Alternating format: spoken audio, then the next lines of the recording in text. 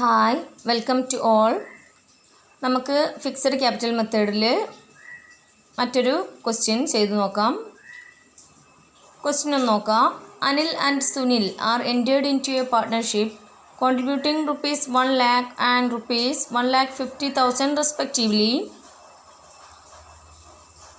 Anil was entitled to a salary ₹1,000 per month. Sunil has getting a commission of ₹500 per month. They decided to share profit and losses are equally. The drawings of Anil and Sunil are ₹10,000 and ₹15,000 respectively. Interest on drawings are charged 8% per annum. Interest on capital was provided 7% per annum. The profit of the firm after providing salary, commission, interest on capital and interest on drawings etc. taking into account were ₹25,000. Prepare capital account of partners according to fixed capital method. അതായത് അനിലും സുനിലും ആണ് partners. അവർ partnership enter ചെയ്തിട്ടുണ്ട്. അവർ contribute ചെയ്ത amount 1 lakhും 1,50,000 ആണ്. അനിലിന് per month വെച്ച് ₹1,000 കിട്ടുന്നുണ്ട്. സുനിലിന് per month വെച്ചിട്ട് per മന്തിൽ ₹500 കമ്മീഷൻ കിട്ടുന്നുണ്ട്. They decided to share profit and losses are equally. അവർ പ്രോഫിറ്റും ലോസും ഷെയർ ചെയ്യാനുള്ള റേഷ്യോ എന്ന് പറഞ്ഞു കഴിഞ്ഞാൽ ഈക്വൽ ആയിട്ടാണ്. അതായത് 1:1 എന്ന റേഷ്യോ ആണ് അവർ ഉദ്ദേശിക്കുന്നത്. അവരുടെ ഡ്രോയിങ്സ് പറയുന്നുണ്ട് 10,000 Anil and 15,000 Sunil. Interest on drawings പറയുന്നുണ്ട് 8% ആണ്. ഇൻട്രസ്റ്റ് ഓൺ ക്യാപിറ്റൽ പറയുന്നുണ്ട് 7% ആണ്. എല്ലാ കാര്യങ്ങളും കൺസിഡർ ചെയ്തതിൻ്റെ ശേഷം സാലറിയും കമ്മീഷനും ഇൻട്രസ്റ്റ് ഓൺ ക്യാപിറ്റലും ഇൻട്രസ്റ്റ് ഓൺ ഡ്രോയിങ്സ് ഒക്കെ കൺസിഡർ ചെയ്തതിൻ്റെ ശേഷം ലാസ്റ്റ് കിട്ടിയ പ്രോഫിറ്റ് എന്ന് പറഞ്ഞു കഴിഞ്ഞാൽ 25,000 ആണ്. ഈ ഡീറ്റെയിൽസ് വെച്ചിട്ട് നമ്മളോട് പ്രിപ്പയർ ചെയ്യാൻ പറഞ്ഞിട്ടുണ്ട് ഒരു ക്യാപിറ്റൽ അക്കൗണ്ട്, അതായത് പാർട്ട്നേഴ്സിൻ്റെ ക്യാപിറ്റൽ അക്കൗണ്ട്. ഏത് മെത്തേഡിൽ? ഫിക്സഡ് ക്യാപിറ്റൽ മെത്തേഡിൽ. അപ്പോൾ നമുക്കറിയാം ഫിക്സഡ് ക്യാപിറ്റൽ മെത്തേഡിൽ 2 അക്കൗണ്ട്സ് നമ്മൾ പ്രിപ്പയർ ചെയ്യണം. One is capital account and another one is current account. അപ്പോൾ ജസ്റ്റ് അക്കൗണ്ട് രണ്ടൊന്ന് വരച്ച് വെക്കുക. ഞാൻ അവിടെ വരച്ച് വെച്ചിട്ടുണ്ട്. Partners capital account, particulars Anil Sunil. Particulars Anil Sunil debit കൊടുത്തിട്ടുണ്ട്, ക്രെഡിറ്റ് കൊടുത്തിട്ടുണ്ട്. അതേപോലെ തന്നെ അവരുടെ കറണ്ട് അക്കൗണ്ടും കൊടുത്തിട്ടുണ്ട്. അപ്പോൾ നമ്മൾ ഫസ്റ്റ് ഐറ്റം കാണിക്കാം. ബൈ ക്യാഷ് അനിൽ കൊണ്ടുവന്നത് ₹1 lakh ആണ്. സുനിൽ കൊണ്ടുവന്നത് ₹1,50,000 ആണ്. 1,00,000 1,50,000. അതോടെ വേറെ ഒന്നും നമ്മളോട് അഡീഷണൽ ആയിട്ട് പറഞ്ഞിട്ടില്ല. നമ്മൾ അക്കൗണ്ട് ക്ലോസ് ചെയ്യാണ്. 1 lakh and 1,50,000. 1 lakh and 1,50,000. Balance carry down ചെയ്യാം. 1 lakh 1,50,000. നെക്സ്റ്റ് നമ്മൾ ഉണ്ടാക്കേണ്ടത് കറണ്ട് അക്കൗണ്ടാണ്. കറണ്ട് അക്കൗണ്ടിൽ ഞാൻ പാർട്ട്നേഴ്സ് കറണ്ട് അക്കൗണ്ട് വരച്ചിട്ടുണ്ട്. ഡെബിറ്റും ക്രെഡിറ്റും പർട്ടിക്കുലേഴ്സും അനിലിൻ്റെ കോളവും സുനിലിൻ്റെ കോളവും എല്ലാം വരച്ച് വെച്ചിട്ടുണ്ട്.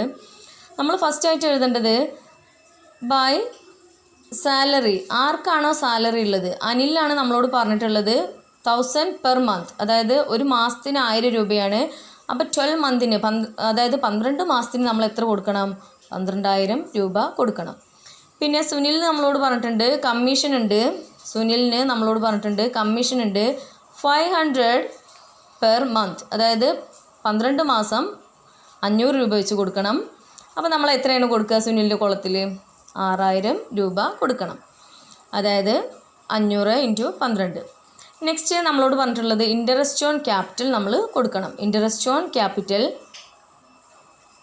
അതായത് 7% ആണ് നമ്മളോട് ഇൻട്രസ്റ്റ് ഓൺ ക്യാപിറ്റൽ കൊടുക്കാൻ പറഞ്ഞിട്ടുള്ളത്. അപ്പോൾ 1 lakhൻ്റെ മുകളിൽ 7% അനിലിൻ്റെ കുളത്തിൽ കൊടുക്കുക. 1,50,000ൻ്റെ മുകളിൽ 7% സുനിലിൻ്റെ കുളത്തിലും കൊടുക്കുക. കാൽക്കുലേറ്റ് ചെയ്തിട്ട് ഇടുക. നെക്സ്റ്റ് നമ്മൾ കാണിക്കേണ്ടത് എന്താണെന്ന് വെച്ച് കഴിഞ്ഞാൽ പ്രോഫിറ്റ് ആൻഡ് ലോസ് അക്കൗണ്ടാണ്. അതായത് share of profit and loss account എത്രയാണ് നമ്മൾ കാണിക്കേണ്ടത്? അനിലിനും കൊടുക്കണം, സുനിലിനും കൊടുക്കണം. അതായത് 25,000 ആണ് പ്രോഫിറ്റ്. 1:1 എന്ന റേഷ്യോയിലാണ് നമ്മളോട് ഡിസ്ട്രിബ്യൂട്ട് ചെയ്യാൻ പറഞ്ഞിട്ടുള്ളത്. അപ്പോൾ 1/2 25,000ൻ്റെ മുകളിൽ 1/2 ആണ് രണ്ടാർക്കും കൊടുക്കേണ്ടത്. അനിലിൻ്റെ കുളത്തിന് അനിലിനുള്ള എമൗണ്ടും സുനിലിൻ്റെ കുളത്തിൽ സുനിലിനുള്ള എമൗണ്ടും കൊടുക്കുക. അപ്പോൾ ഇത്രയേ ഉള്ളൂ ക്രെഡിറ്റ് സൈഡിൽ കാണിക്കേണ്ട എമൗണ്ട്. ഇനി നമുക്ക് ഇവിടെ ഡെബിറ്റ് സൈഡിൽ ഡ്രോയിങ്സ് എത്രയാണ് അവർ വിഡ്രോ ചെയ്തിട്ടുള്ളത് ബിസിനസ്സിൽ നിന്നുള്ളതാണ് നോക്കേണ്ടത്. അനിൽ 10,000 രൂപ വിഡ്രോ ചെയ്തിട്ടുണ്ട്, സുനിൽ 15,000 രൂപ വിഡ്രോ ചെയ്തിട്ടുണ്ട്. ഇനി നമ്മളോട് ഇൻട്രസ്റ്റ് ഓൺ ഡ്രോയിങ്സ് കൊടുക്കാൻ പറഞ്ഞിട്ടുണ്ട്. ഇൻട്രസ്റ്റ് ഓൺ ഡ്രോയിങ്സ് അതായത് 8% ആണ് നമ്മളോട് പറഞ്ഞിട്ടുള്ളത്. അനിൽ കൊടുക്കേണ്ടതും സുനിൽ കൊടുക്കേണ്ടതും വ്യത്യസ്ത എമൗണ്ടാണ്. അനിൽ കൊടുക്കേണ്ടത് 10,000-ൻ്റെ മുകളിൽ 8%, സുനിൽ കൊടുക്കേണ്ടത് 15,000-ൻ്റെ മുകളിൽ 8%. ഇത്രയും എമൗണ്ട് കാൽക്കുലേറ്റ് ചെയ്തിട്ടിടുക അനിലിൻ്റെ കോളത്തിലും സുനിലിൻ്റെ കോളത്തിലും. എന്നിട്ട് എന്ത് ചെയ്യുക, അക്കൗണ്ട് ക്ലോസ് ചെയ്യുക. എമൗണ്ടുകൾ കൂട്ടി നോക്കുക. അതായത് ക്രെഡിറ്റ് സൈഡിലാവും എപ്പോഴും കൂടുതൽ. അപ്പോൾ നമ്മൾ എന്ത് ചെയ്യുക, ക്രെഡിറ്റ് സൈഡിൽ കൂട്ടിയിട്ട് 2 സൈഡും കൂട്ടിയിടുക. എന്നിട്ട് എന്ത് ചെയ്യുക, ഷോർട്ടേജുള്ള എമൗണ്ട് ലെസ് ചെയ്തിട്ട് ബാലൻസ് ക്യാരിഡ് ഓൺ എന്ന് പറഞ്ഞിട്ട് അനിലിൻ്റെ കോളത്തിലും സുനിലിൻ്റെ കോളത്തിലും കാണിക്കുക.